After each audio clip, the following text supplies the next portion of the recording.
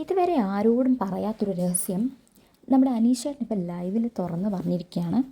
അപ്പോൾ രാവിലെ ഒരു മോർണിംഗ് ആക്ടിവിറ്റി ഉണ്ടായിരുന്നു. ബിഗ് ബോസിലെ ഓരോ കണ്ടസ്റ്റൻസും അവരാണ് ആ ബിഗ് ബോസിൽ വിന്നറായി എന്ന് സങ്കല്പിക്കുക.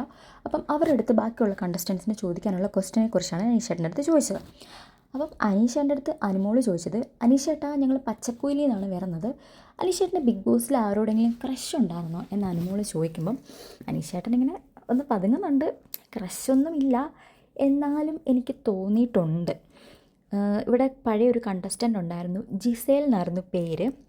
പുള്ളിക്കാരത്തി എൻ്റെ അടുത്ത് വരുന്ന ടൈമിലും പിന്നെ എപ്പോഴും ഒരു പാട്ടൊക്കെ എനിക്ക് പാടിത്തരുമായിരുന്നു. കണ്ണാ തുമ്പി പോരാമോ എന്നോടിഷ്ടം കൂടാമോ. ആ പാട്ടൊക്കെ പാടിത്തരുന്ന സമയത്ത് എനിക്കെന്തോ ഒരു മനസ്സിന് ഭയങ്കര ഒരു സംതൃപ്തി, അല്ലെങ്കിൽ ഒരു ആർദ്രത, അങ്ങനെ ഒരു സന്തോഷമൊക്കെ എനിക്ക് തോന്നുമായിരുന്നു. എൻ്റെ മനസ്സിനെ തണുപ്പിക്കുമായിരുന്നു. ഞാനതൊന്നും കാണിച്ചിട്ടില്ല എങ്കിൽ പോലും എനിക്ക് അങ്ങനെയൊന്നും ഉണ്ടായിരുന്നു. പക്ഷേ അതിനൊരിക്കലും പ്രേമമെന്നൊന്നും പറയാൻ പറ്റത്തില്ല. പിന്നെ ഞാനതൊന്നും പുറത്ത് കാണിക്കത്തില്ല. ബിക്കോസ് എൻ്റെ ജീവിതത്തിലെ അനുഭവങ്ങളും അങ്ങനത്തെ പണ്ടത്തെ കാര്യങ്ങളൊക്കെ ആലോചിച്ചിട്ട് ഞാനതെല്ലാം എൻ്റെ മനസ്സിൽ തന്നെ വെക്കുകയായിരുന്നു എന്നുള്ള രീതിയിൽ അനീഷേട്ടൻ സംസാരിച്ചിട്ടുണ്ടായിരുന്നു. അതേപോലെ തന്നെ വേറൊരാളുടെ കാര്യം കൂടെ അനീഷേട്ടൻ തുറന്ന് പറയാണ്. അനുമോൾ എന്നൊരു വ്യക്തി ഉണ്ടായിരുന്നു. അനുമോൾ ഒന്ന് ഞെട്ടുന്നുണ്ട്, എന്നെയോ? എന്നിട്ട് അനുമോൾ ആ ആ ഓക്കെ ഓക്കെ അനുമോളിനെ ഞങ്ങൾക്ക് അറിയാം പറഞ്ഞോ എന്ന് പറയുന്നത്. അനുമോളിൻ്റെ വ്യക്തി എനിക്ക് ഒരുപാട് മേക്കപ്പൊക്കെ ഇട്ട് തരുമായിരുന്നു. ചില സമയത്ത് മേക്കപ്പ് ഇടുന്ന സമയത്ത് ഒരുപാട് നേരം ഇരുന്ന് കുറേ ടൈം എടുത്ത് മേക്കപ്പൊക്കെ ചെയ്ത് തരുമ്പം ആ ആളുടെ അടുത്തും എനിക്ക് ചെറിയൊരു സ്നേഹമൊക്കെ തോന്നിയിട്ടുണ്ട്. പക്ഷേ ക്രഷല്ല, ചെറിയൊരു സ്നേഹം എന്നേ പറയാൻ പറ്റത്തുള്ളൂ. അത് വേറെ വാക്കുകൾ കൊണ്ടൊന്നും പറയാൻ പറ്റില്ല എന്നുള്ള രീതിയിൽ ഇങ്ങനെ നൈസായിട്ട് പറഞ്ഞു പോകുന്നുണ്ട് അനീഷേട്ടൻ. ഇനി ഇങ്ങനെ പറഞ്ഞതിൻ്റെ പേരിൽ നാളെ ഇനി അനുമോൾ അനീഷേട്ടനോട് സംസാരിച്ച് അവിടെ ഉള്ളവർ ഇനി എന്തൊക്കെ പറഞ്ഞുണ്ടാക്കുന്ന ദൈവത്തിന് മാത്രമേ അറിയത്തുള്ളൂ.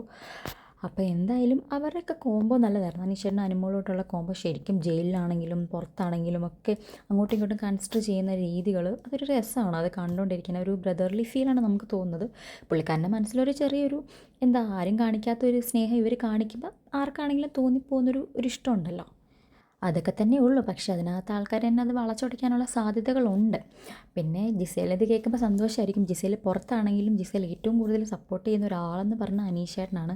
ഏറ്റവും നല്ല വ്യക്തിയുടെ ഉടമയാണ്. ഏറ്റവും അടുത്തപ്പോഴാണ് അനീഷേട്ടൻ്റെ ആ ഒരു ഒറിജിനൽ ക്യാരക്ടർ മനസ്സിലായി എന്നൊക്കെ പറഞ്ഞിട്ട് ഒരുപാട് ജിസേൽ സപ്പോർട്ട് ചെയ്യുന്നുണ്ട്. അതേപോലെ തന്നെ അനുമോളും നല്ല രീതിയിൽ ആ ഒരു ഹൗസിൽ കൺസിഡർ ചെയ്യുന്ന ഒരാളാണ് അനീഷേട്ടൻ. അനീഷേട്ടൻ്റെ അടുത്ത് വല്ലപ്പോഴും മാത്രം സംസാരിക്കുന്നുള്ളെങ്കിലും അവർ തമ്മിൽ ഒരുപാട് കാര്യങ്ങൾ ഷെയർ ചെയ്യാറുണ്ട്. അവർ തമ്മിൽ നല്ലൊരു ബോണ്ടുണ്ട് പരസ്പരം. നമ്മൾ ആദ്യമൊക്കെ ഒരു കോംബോ പ്രതീക്ഷിച്ചായിരുന്നു, പക്ഷെ അത് അവർ തന്നില്ല. പക്ഷേ എന്നാലും പരസ്പരം ഒരു നല്ല സ്നേഹവും കൺസിഡറേഷനും ഉണ്ട്.